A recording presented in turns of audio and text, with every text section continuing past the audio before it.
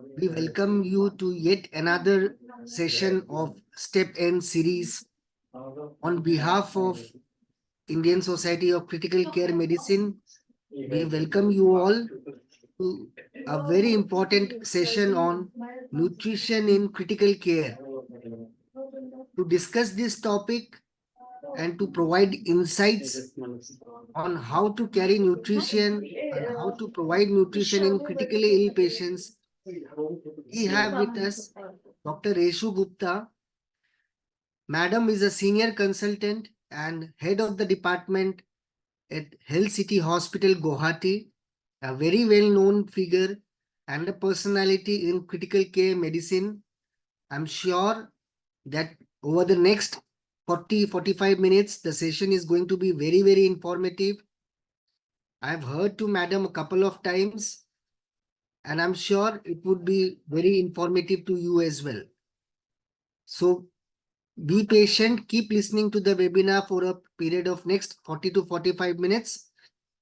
And we can have some discussion. We can take some queries. At the end of the session, we will try to resolve them as much as possible. So over to you, Dr. Reshu Gupta, Madam. Ma'am, kindly unmute. Yeah, sorry. So thank you so much, Dr. Ankur. It's always a pleasure to be here for this STEP session. The topic, as Dr. Ankur have said, nutrition in critical care. It's a very important topic. The importance of nutrition, actually, we have realized it only very recently. Now we know that nutrition is not just part of it, but nutrition is a prescription. It's a medicine as such. As we prescribe antibiotics, as we prescribe IV fluids, so nutrition is also a prescription medicine, which we need to take utmost care and give that importance to it, because we will see why it is so important and what are the consequences if the patient is not nutritionally well fed.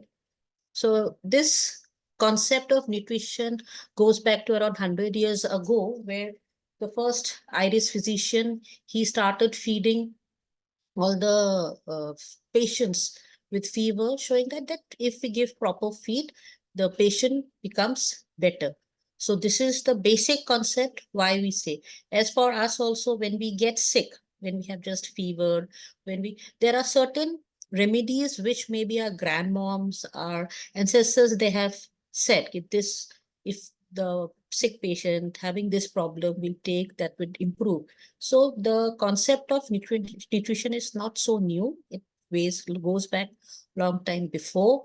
And when we meet a patient, when we get a patient in ICU, we should not ask the patient, should I feed this patient or not?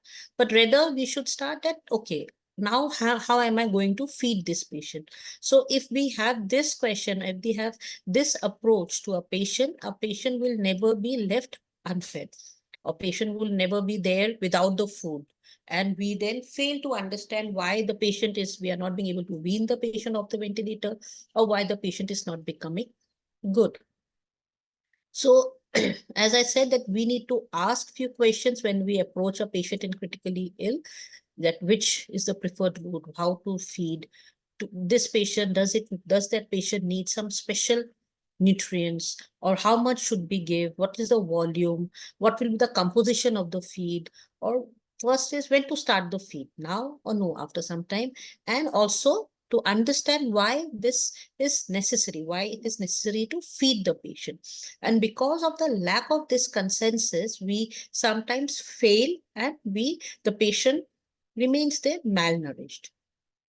And we know that why do we provide this nutritional support in critically ill patients is to minimize the effects of catabolism, to treat the existing malnutrition. You'll be surprised to know that this malnutrition exists in almost 40% of our patients who are admitted to the hospital.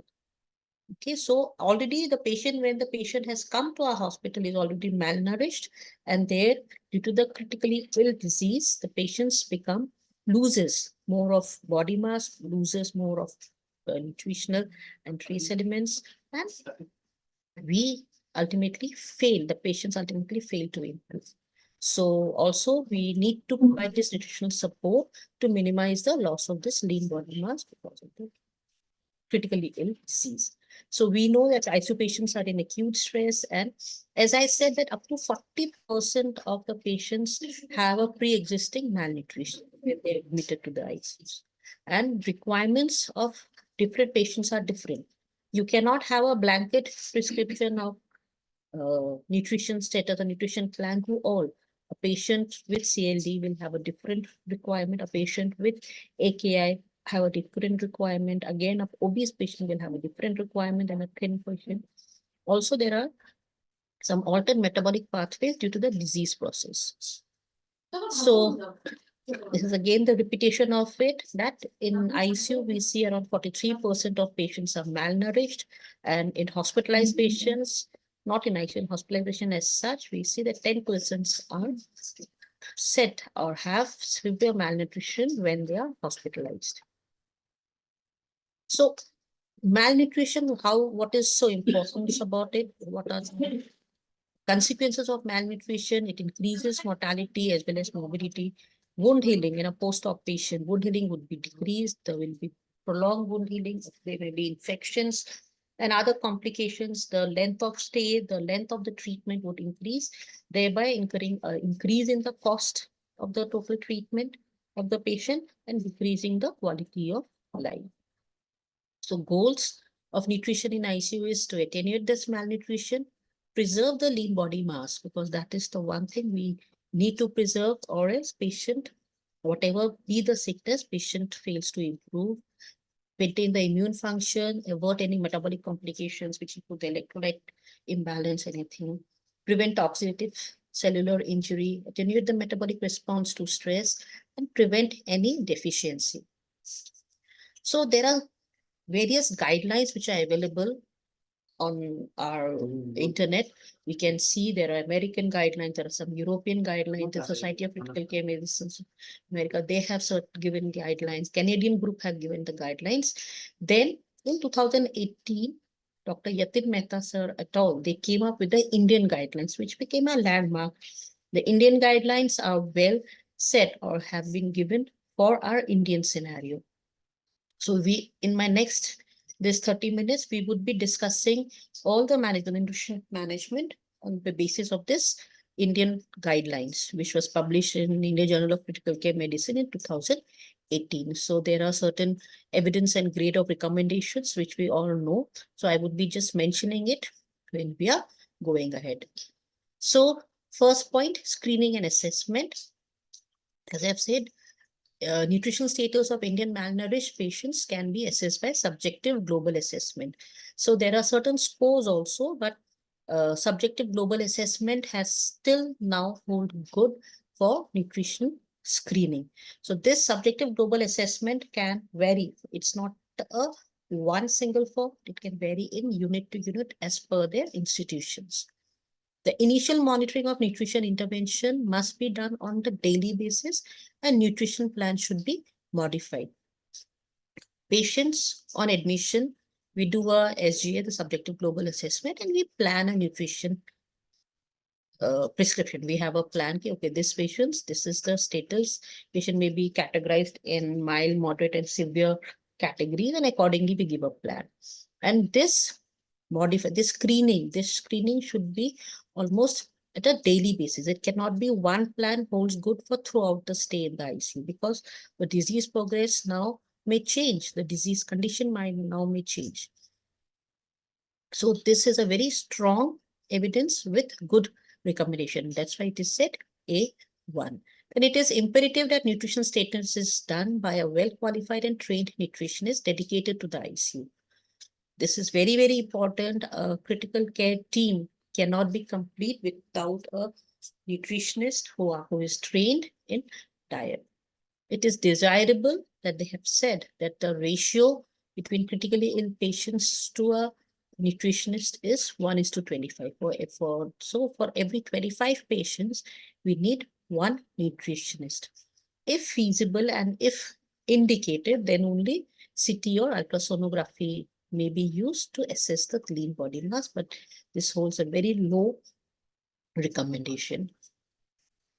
So there are certain clinical nutrition screening markers. First, as I have said, clinical by going to the subjective global assessment. There are certain questions we need to ask the patient. Then the certain anthropometric measurements like putting the calculating the BMI, then biochemical tests like albumin transferrin can be used.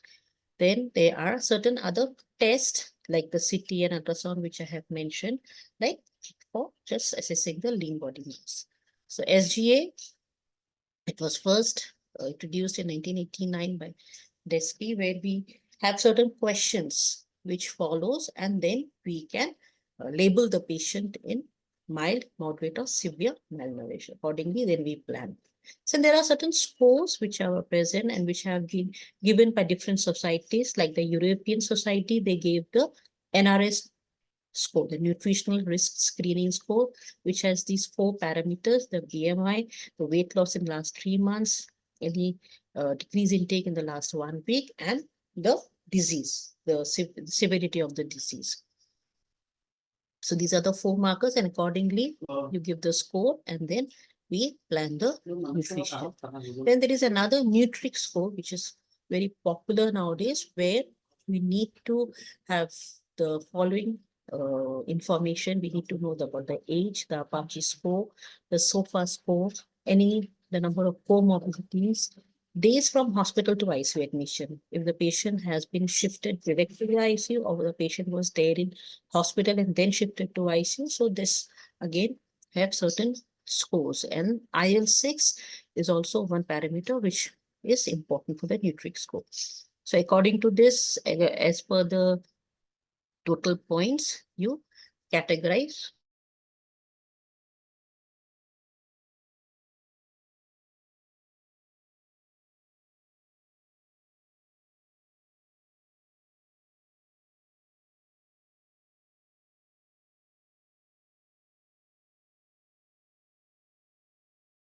Importance and indications of the timing of this nutrition critically ill. Enteral patient should be started. Patient should start feeding as early as, we should start the feeding for the patient as early as possible. So enteral nutrition should be started early, preferably they have said within first 24 to 48 hours. This has a very strong recommendation and a strong evidence.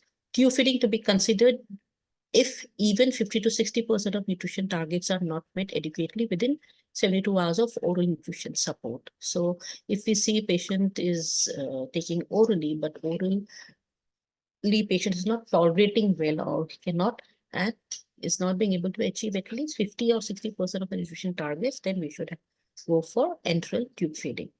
In case the nutrition requirement is not met adequately with enteral nutrition, even after 7 days of ICU admission, then the role of parenteral nutrition is there and it is maybe considered. So it is 7 days after the enteral nutrition if fails or we cannot feed the patient. Observation of signs of malnutrition like cachexia, edema, muscle atrophy, body mass index is critical and we need to monitor it regularly on a day-to-day basis. So advantages of early enteral feeds in post-operative patients, we always have a tendency of delaying the feeds in a post-op patient. So we should have a discussion with the surgeon. We should sit the dietitian, the nutritionist, the intensivist, as well as the nurse, the assigned nurse, and the surgeon should have a common consensus to start the feeding as soon as possible in a post-operative patients if feasible. It helps. How does it help? It reverses the mucosal atrophy induced by the starvation and increases the collagen deposition and strength. It also helps in wound healing patients, and it reduces the septic morbidity after the abdominal trauma and pancreatitis. Many a times, especially in pancreatitis, it is seen that patients are kept nil only for a long time because with the fear that they won't tolerate, they may vomit because there is obstruction because of the acute edematous pancreas. The thing is, if we keep the patient immobile for long, there is translocation of the bacterial flora from the intestines, which are not being used, not moving across, and this may lead to infection. So the pancreatitis, which was earlier non-infective, just an acute inflammatory response, now may become infective. And also it increases the strength of the tissues if we start early enteral feeding. Feeding may be kept on hold only if the patient is hemodynamically unstable. Once the patient has been resuscitated fully with fluid and the vasopressors are now declining and the BP is now maintaining, then enteral nutrition may be started cautiously there and with low rates. The volume should be low, or if you're giving a continuous feeding, the flow rates should be low. It should not be started at very high flow. Once patient is stable with vasopressors and the BP is maintained, then we should try to start the enteral nutrition as soon as possible. That is said to be within for 24 to 48 hours. And persistent shock, where the BP is still low, vasopressors need has been increasing. There, the early enteral nutrition, as we always say, it should be avoided because patient might not tolerate that feed. There might be mesenteric ischemia because of the high vasopressors, which may lead to more of complications than benefit. And clinical monitoring of the gut function should be started early when the patient is medically stable. So the dictum is, if the patient is hemodynamically unstable, where the BP, the blood pressure is fluctuating, patient is on very high vasopressor doses, maybe more than 2, there we should slow down. We should not we should not hurry to start the enteral nutrition early and should wait till the patient is hemodynamically stable. And once when the BP settles down, then you may start with enteral nutrition. So, role of nutrition, enteral feeding, whether it's a parenteral, as I've said, enteral nutrition should be considered over parenteral. That is the dictum. Use the gut if you can. Use the gut if you can. The gut is ready. We may combine enteral nutrition and parenteral nutrition should be only in specific condition. If we are not being able to maintain the needs even after maybe 7 days, then we may combine. See? But usually it's just not recommended. You may start with enteral feedings, then gradually increase the enteral feeding volume and the density and the protein and the carbohydrates gradually there. So techniques of enteral feeding, we know there is nasogastric tube. Also, we also place nasojejunal tube, especially placed in case of pancreatitis, where the tube is guided through endoscopic or through guided vision under the C-arm, and it crosses the first part of the duodenum and is kept in the jejunum. This helps in preventing of aspiration and preventing of this. Otherwise, it does not have any major advantage over the nasogastric tube. Then there are jejunostomy tube, the feeding jejunostomy tube or the feeding gastro tube. If our upper gut, the mouth, from the mouth or from the esophagus, that is not tolerant, especially seen in cases of cancers. So, tube feeding, nasogastric route should be the first choice for enteral feeding. Jejunal route can be used if required.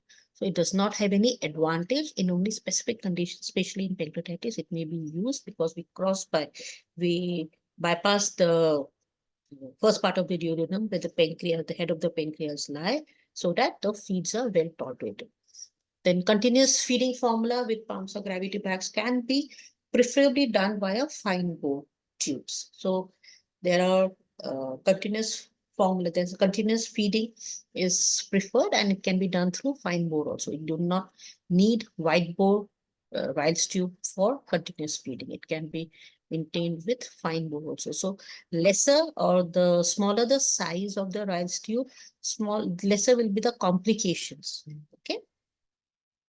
Now, scientific formula, feed should be preferred over blenderized to minimize the feed contamination. This also is very, very specific and it holds good. Whenever feasible, closed system ready to hang formula should be preferred if feasible, if the cost and everything approves. Then blenderized formula are more likely to have bacteria contamination than other hospital prepared diets. Hygienic methods of feed preparation, storage, and handling of both formula feeds and blenderized feeds are necessary. So here, the take-home message will be nasogastric is the preferred choice for enteral feeding. Continuous formula, if feasible, continuous feeding should be preferred because there we can go for fine bowls with smaller tube size. Then it's always the formula feeds over the blenderized feeds, because blenderized, first, hygiene, we are not very sure. Second, we are not very sure about the calories and the protein, how much it will hold. So it becomes difficult. And hygiene method should be there for both scientific formula feeds when we are preparing as well as for the blenderized. So energy requirement usually is 25 to 35 kilocalorie per kg, suitable for the most of the hospitalized patient, and it's the rule of thumb, 25 to 35. 21 kilocalorie if the patient is an obese patient is appropriate. If patient is highly stressed patients or patient is very catabolic, then 30 to 40 kilocalorie per kg may be necessary. And a rise of 13% extra for each, if the patient is febrile. So for every degree rise in Celsius, a 13% extra feeding should be given. Protein requirement for most of the critically ill patient, it falls in the range of 1.2 to 2 gram per kg body weight. So this is again highly recommended and holds good. The recommendation is quite high. In severely hypercatabolic patients, such as an extensive burns or polytrauma, this ratio is well accepted, that 120, if you're giving 120 kilocalories, so for that, 1 nitrogen should be given, or even 100 to 1. So here, if we see, the protein is higher as compared to the energy. So we need to give more protein in such severely catabolic patients such as burns or polytrauma.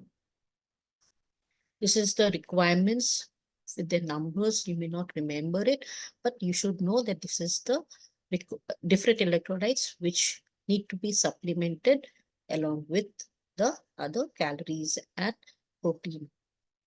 These are the different trace elements: iron, zinc, copper, chromium, manganese, selenium, molybdenum, which also needs to be replaced. So these are all, if you go back to your units, you will see in the formula feeds. If you check the container, these all will be there present. Usually, we see zinc deficiency is most common if the patients are on enteral feeds for a long, especially seen in burns or small bowel fistulas. This trace element stores are usually sufficient for 3 months. These have a very low reserve. So we need to give importance to the micronutrients what we are giving.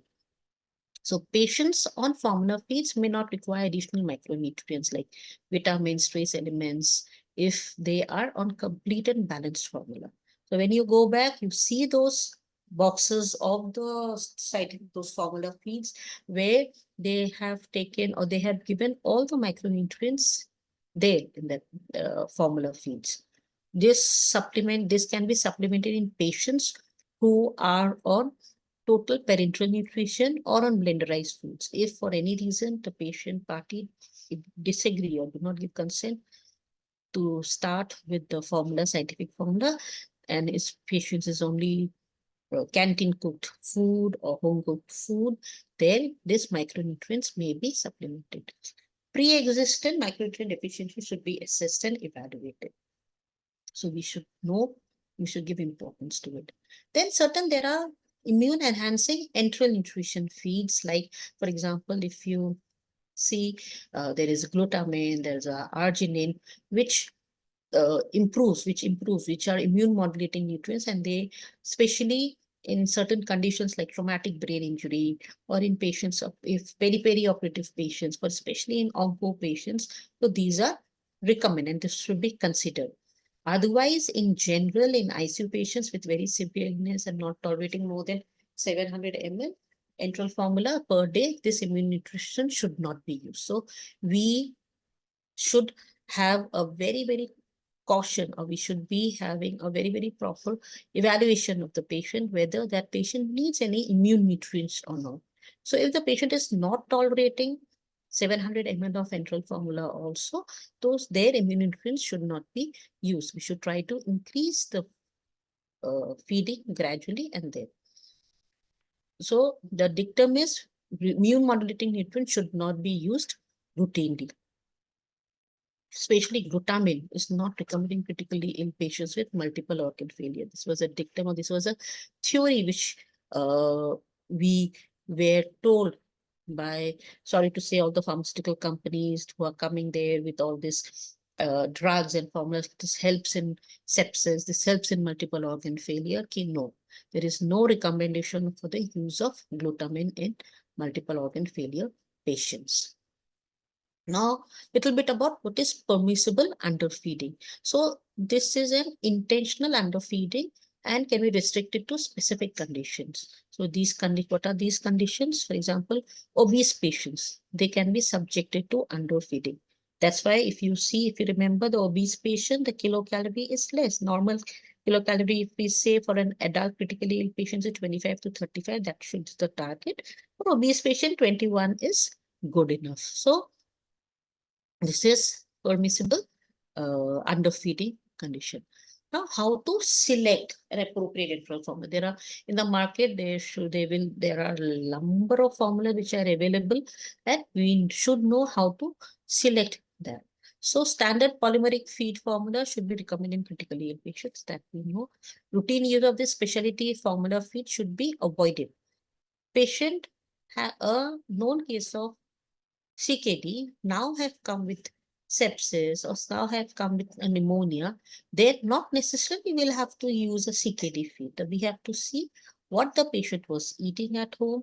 If we need to restrict the diet because of the kidney disease, because of the chronic condition of the kidneys, then we may calculate it accordingly and then use it. Not necessarily we have to give a nephro formula only. There are certain specific conditions where we need to go for those specific formulas. So that we should be very much clear about. Okay. So if we see there are certain, I'll be just now in one or two slides, I'll be just showing the different nutrition practices in different disease conditions. So in hepatic failure, again, enteral nutrition should be preferred in patients with acute or chronic liver diseases admitted in ICU. That has to be very clear. All the patients in general, enteral nutrition should be the preferred drug. Here, important is we need to tailor the sodium restriction because we need to monitor, because these patients have a tendency of sodium retention. So we need to do the whole protein formula providing around 35 to 40 kilocalorie per kg body weight, energy and intake of 1.2 to 1.5 protein is recommended. So this is a normal standard prescription for any adult patient. There is no specific add-on just because the patient is in hepatic failure. So there is no beneficial effects of using those branch-chain amino acid formulations in critically ill patients with encephalopathy who are receiving first-line luminal antibiotics. So we have a tendency to give those branch-chain amino acid formulations, but there is no recommendation as such. Protein restriction should be avoided in refractory encephalopathy. If a patient is having encephalopathy, not necessarily protein has to be severely restricted. So we should go for the minimum daily requirement as a standard patient. Protein supplementation is recommended in liver failure. Protein energy determination should be based on dry body weight or usual weight instead of the actual body weight. Why? Because these patients are usually bloated. So we need to get the dry body weight. Maybe if a patient have come with ascites, so we may ask the attendant, we may take a history, what was the patient's weight if at all they had checked. So we should determine the requirement as per the dry body weight and not on the actual body weight, especially in hepatic failure patients. In traumatic brain injury, rest everything holds good. Just that first we should firstly resuscitate the patient, make the patient hemodynamically stable, and then only we start the feeding, the enteral nutrition. Protein requirement is a little bit higher. It is around 1.5 to 2.5 grams per kg per day as compared to 1.2 to 2 grams. Arginine here as an immune modulating formulation may be used. It is recommended because it has been shown that it gives a better recovery. It is with this formula is recommended. So they gave a recommendation for the use of arginine as an immune modulating formulations. In respiratory compromised patient, there is no additional advantage of those disease specific. Earlier, especially in COPD patients, we were using low carb, high fat formula feeds, high-fat formula feeds. But now they have said there is no additional advantage. So you can use a normal standard prescription in an adult as we use in a even ARF, in acute respiratory failure patients. If the patient is volume overload, if the patient have come with fluid overload, then we may use some calorie dense enteral nutrition where the volume of the fluid, volume of the feeds can be reduced. Small frequent feeds should be preferred to improve the nutritional compliance. And as I've said, it is the high fat, low carb combination is no longer recommended for ICU with acute respiratory failure. In acute kidney injury, the standard formula is recommended for ICU patients with AKI. Patient should not be restricted in patients with AKI. If the patient is in AKI, we should treat the cause of AKI. Feeding should go on as a standard enteral formula. Protein intake ranges that same 1.2 to 1.7. If the patient is having fever here, you may have to increase the proteins and the carbohydrates as well as the volume. In case of significant electrolyte imbalance, the specialty formulation designed for renal failure should be considered. If the patient is having severe electrolyte imbalance, then we may use the special formulas as designed for the renal failure patients. Important, again, from nursing point of view, from doctor's point of view, is the documentation. That's why, as I've said, whenever a patient comes, as we write a prescription for the antibiotics, for the fluids, for other supportive therapies, we should also make an habit to give a prescription for the diet. How much kilocalories you want to give, what is the protein, what is the volume you want to give, and this discussion should be done with the nutritionist. The nutritionist will help us in choosing the formula, in giving you the scoops, giving you the amount of volume in this much harm, but the prescription that in this disease condition, I want to go for a higher protein, that you need to direct, that you need to prescribe. So documentation, as I've said, everything, the screening and assessment tools, it should be there. The score should be there if you're using any score. The nutritional diagnosis should be very well written. The care plan should be well written and on a daily basis. And any complications like stools, the patient was having diarrhea, or patient was not tolerating feeds, or patient had abdominal distension. So that should be properly noticed. So documentation is very, very important, as it's important in rest other conditions. Then how do you test? How do you monitor the tolerancy and the adequacy of the fluid? So gastric residual volume should be measured by syringe aspiration and not by suction pump. That you don't attach the suction pump to the rise tube and see. With the syringe, you aspirate and then you assess. Holding enteral nutrition for gastric residual volumes of less than 500 ml in the absence of other signs of intolerance should be avoided. If the feed, what we are giving, is around 300 ml, or maybe 350 ml, maybe 3 hourly, if we get a gastric residual volume of 300, will you hold the feed? No, they have said you go ahead.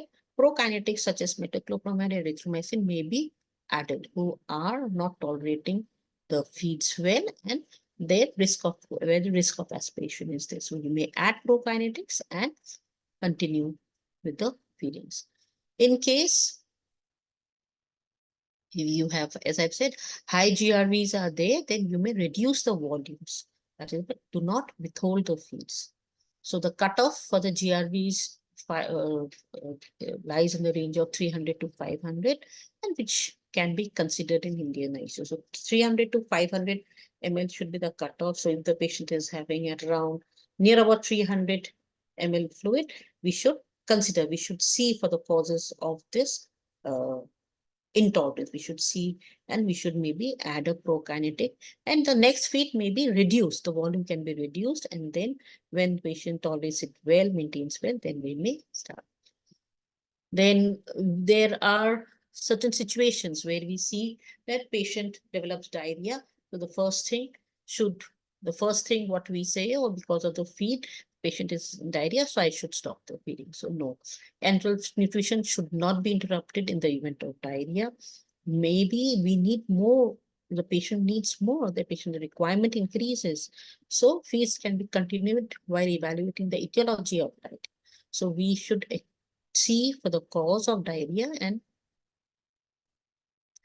then feeding should continue. Then routine use of this probiotics across we use, it's not recommended. Probiotics should not be used.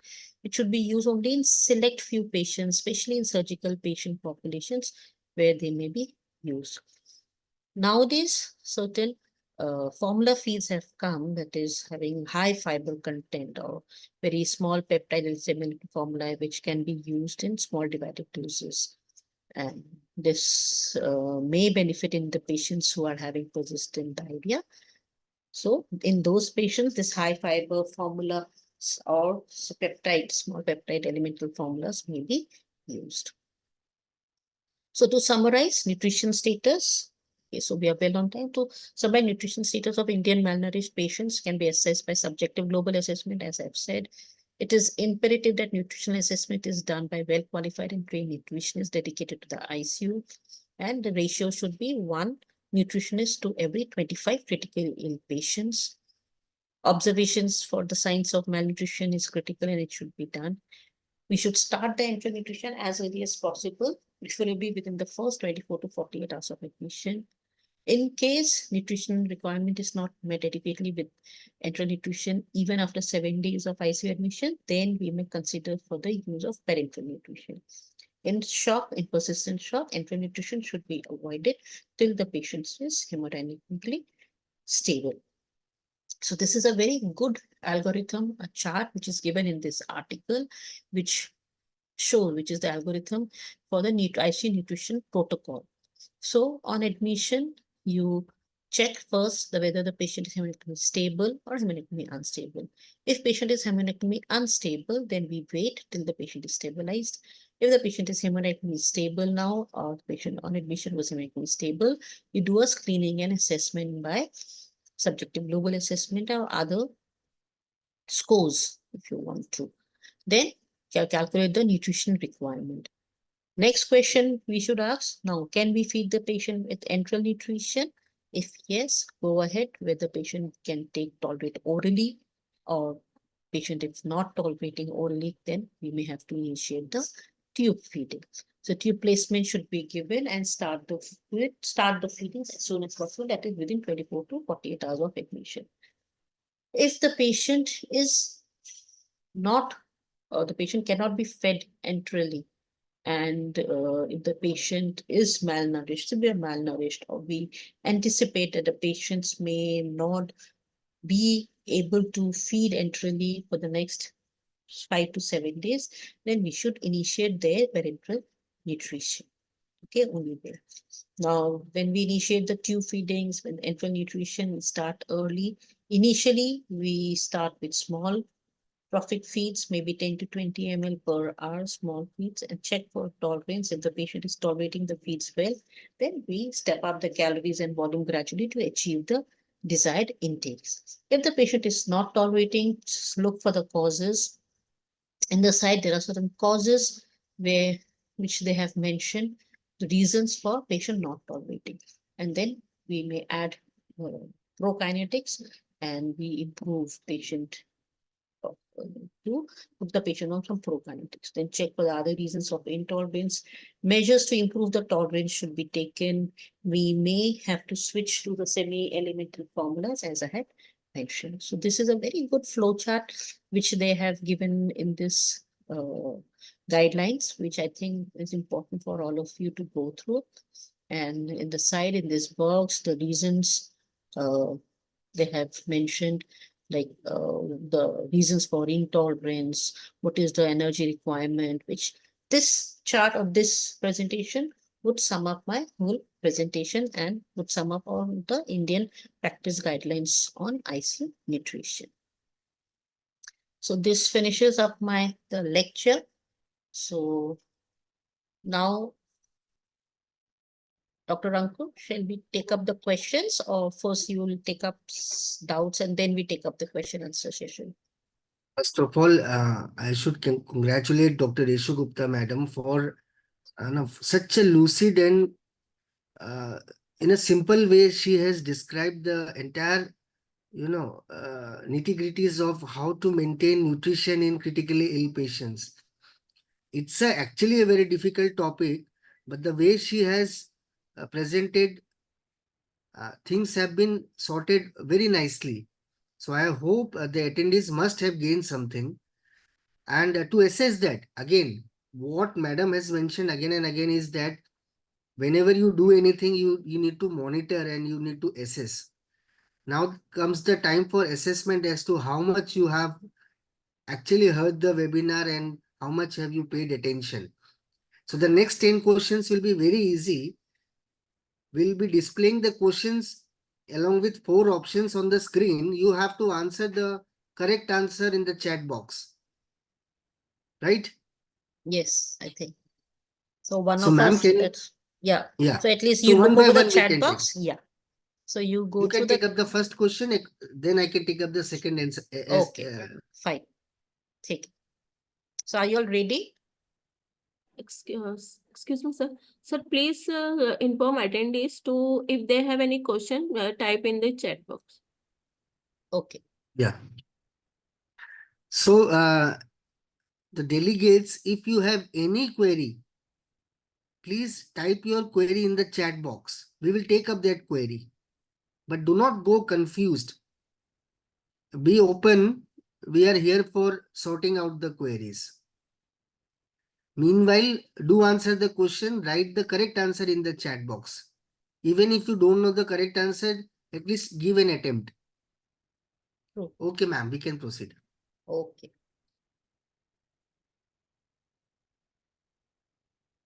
So the first question, recommended protein requirements for an adult is 1 gram per kg body weight, 3 gram per kg body weight, 1 milligram per kg body weight, 0.8 milligram per kg body weight. Choose the most appropriate answer.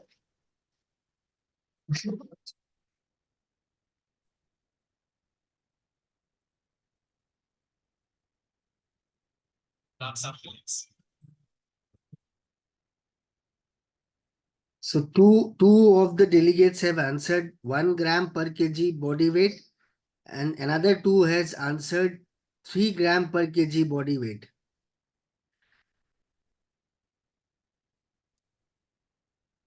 So ma'am, if you can highlight the correct answer.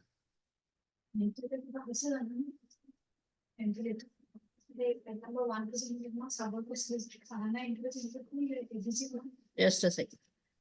So answer is 1 gram. As I had said, the answer I wanted you to select the most appropriate. So as I have been telling, the recommended protein requirements for an adult is 1.2 to 1.8 up to 2 grams. In trauma patients, where the protein requirement increases, it increases from 1.5 to 2.5. 3 gram, never I have mentioned. 1 milligram will be 2 less, 0.8 milligram will be 2 less. So ideally, if we say 1 gram per kg body weight is the protein Correct requirement. Okay. I hope that is clear to everyone. On an average, 1 gram per kg per day. Second question. When should enteral nutrition be started in the critical care client? Option number A, when nutritional needs won't be able to be met orally for 2 weeks. After placement of central line has been verified by X-ray. Within 48 hours of admission if patient is unable to eat. And after NGT placed and checked with auscultation of air bolus. Please type the correct answer.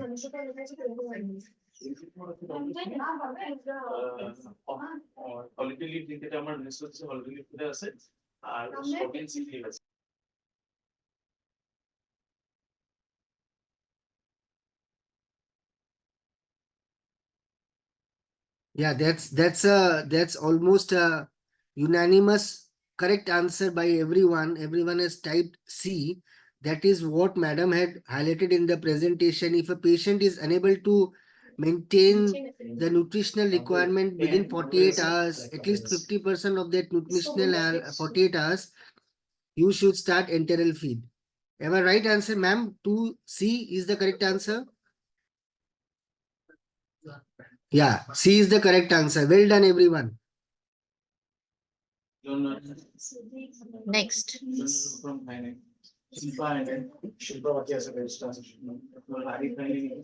So nursing management of TPN includes all of the following except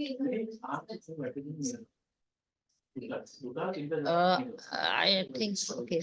This is just from a nursing point of view, so I think you should know this because total parenteral nutrition and parenteral nutrition is a total different topic, which I have just mentioned here as per the guidelines. But maybe in my next class I can take it later. So changing infusion set and filter in 24 hours, starting infusion at a goal rate, maintaining a dedicated line for TPN and monitoring glucose every 4 to 6 hours. Except There is, yeah, there is a word except. sorry. You wanted to take. When you were messaging, I was like, even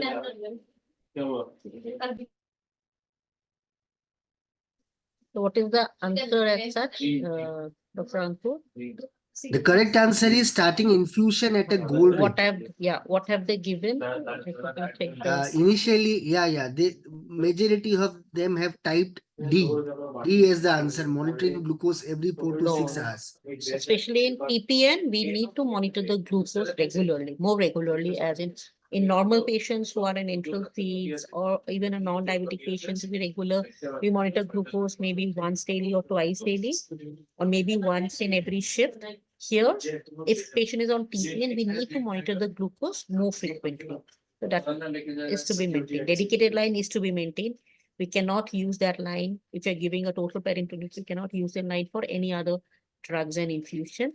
And when we are starting or when we are giving a TPN, that infusion set and the filter what we are using should be changed every 24 hours because that becomes a source of infection. But we do not have a set goal rate. We will give at 50 ml per hour or 100 ml per hour. It depends patient to patient and how the patient is treated. A question has stemmed up in the chat box. Can TPN be given bolus? No. It cannot be given. It is given as infusion only, but the goal rate, it cannot be a fixed goal rate. This is the goal. This is the rate what everyone should get. You understand? It cannot be given as bolus. TPN, either it's the volume is quite high. We should be very cautious when we are giving TPN because patient who are cardiac compromised or patient who is having a fluid overload sort of symptoms, patient may develop acute pulmonary edema if you're giving it as a bolus. Bolus means it's a sort of a colloid, right? It's a heavy patient. That TPN consists of amino acids, carbohydrates, as well as lipids infused. So we need to give as an infusion, never as a bolus. Okay. Okay. Next question. How much body mass index scores falls under obesity? So how do you classify obesity? With a BMI of 20 to 25, with a BMI of more than 15, with a BMI of more than 30, with a BMI less than 80.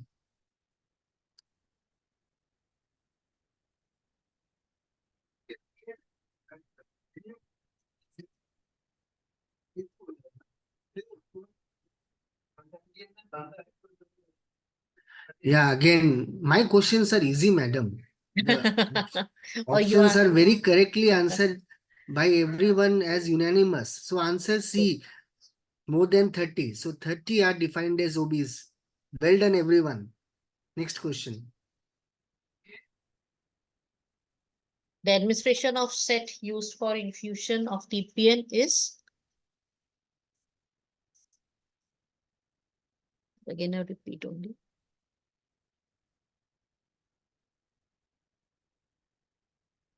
Because see, I've given these MCQs on the basis of your exams. How The the questions administration of coming set used for the infusion of TPN is changed or is changed. is changed every how many hours?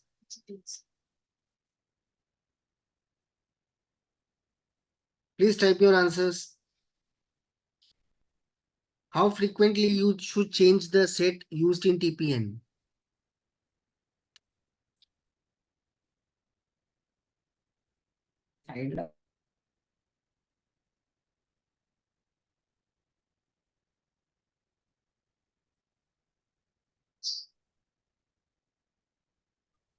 Good. Almost 4 to 5 people have answered every 24 hours. So that's the right answer, madam. Yeah, this is the right answer. Next.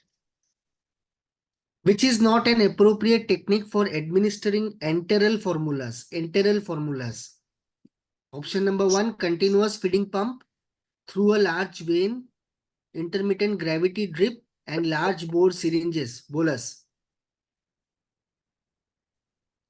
Okay. It's a straightforward question.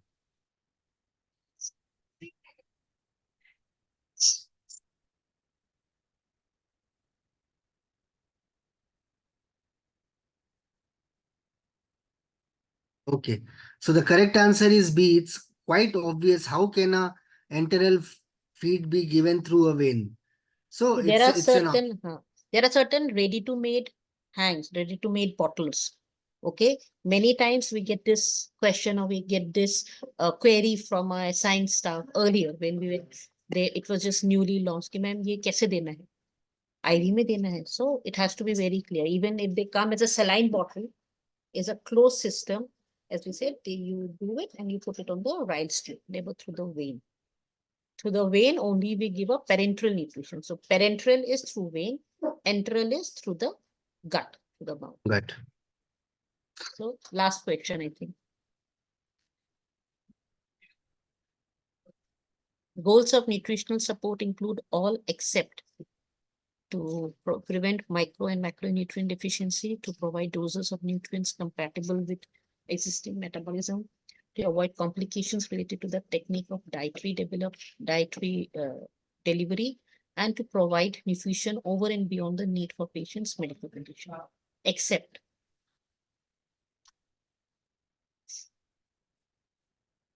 We should be with this one. I'm done with this.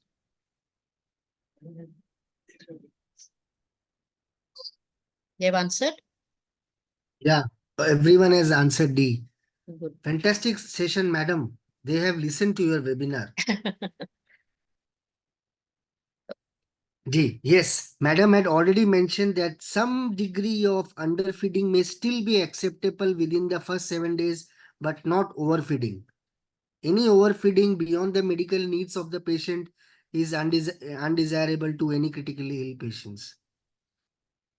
So beyond this, if you have any query, we still have 2 to 3 minutes. You can type your queries in the chat box.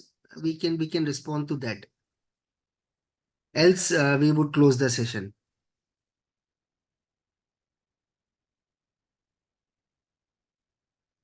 We should say I'm done. It's okay, I'm almost done. Yeah, almost. I'm ending. Am I audible? Yeah, ma'am, you are audible.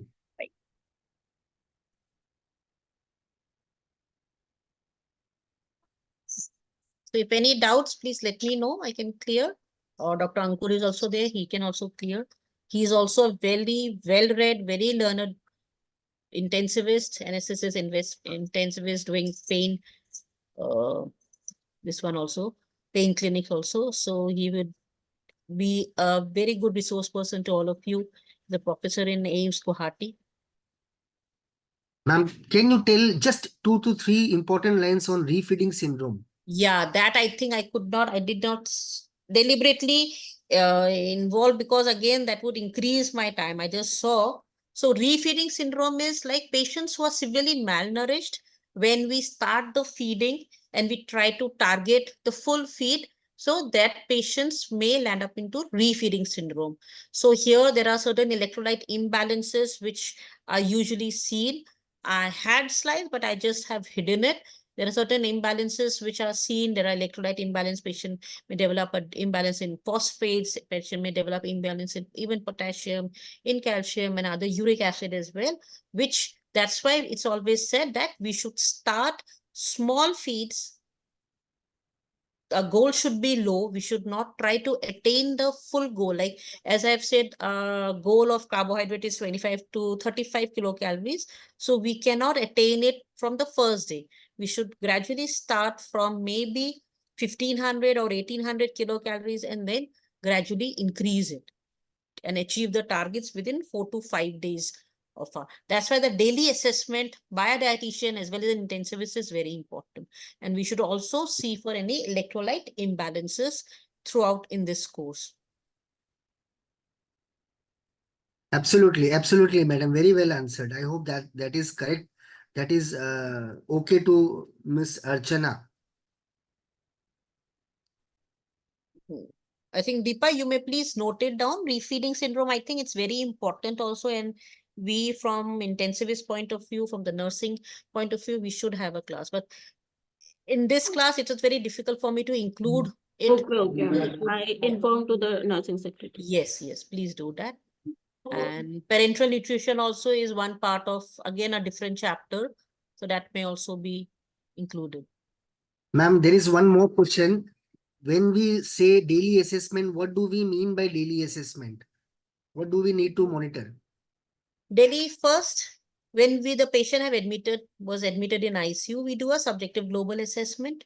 We categorize the patient as in mild, moderate, or severe, malnourished, right? And then as per the need, as per the disease condition. Now, for example, if the patient have come with polytrauma, we know this is a hypercatabolic state and we need to give good high quantity of protein and maybe a good quantity of energy also. But in next 2 or 3 days, we try to achieve, we are giving, but the patient is now showing a loss in lean body mass. Patient is showing when we say, so initially the patient who was maybe in a mild category of malnutrition now would jump into severe malnutrition. So this is the daily assessment we should do. So subjective global assessment is not only done at the time of admission. We should have a fixed protocol in our different units. Maybe you can do, okay, we'll do every 3 days. In some units, they do every alternate day also. If we have a good manpower support system and even our nurses are well trained in ICU, because for the nutritionist to do a global assessment every day or every alternate day, I'm 100% sure would be very, very taxing, because they are in maximum of our units, there are no nutritionists who are dedicated to only an ICU. They have to see cardiac ICU, they have to do surgical ICU, medical ICU. So it becomes really difficult. That's why the Indian guidelines, they have said about 25 ill patients and 1 nutritionist. So there we need to do a daily assessment and we check for any protein loss, we check for any, if the patient had fever in the last 24 hours. So that, as I've mentioned, 30% extra needs to be increased if the patient is having 1 degree rise in the Celsius temperature. So this is the daily assessment. So we need to assess everything, clinical parameters as well as other biochemical parameters also if needed. But clinical parameters and clinical subjective global assessment is good enough. Correct. Very well answered, madam.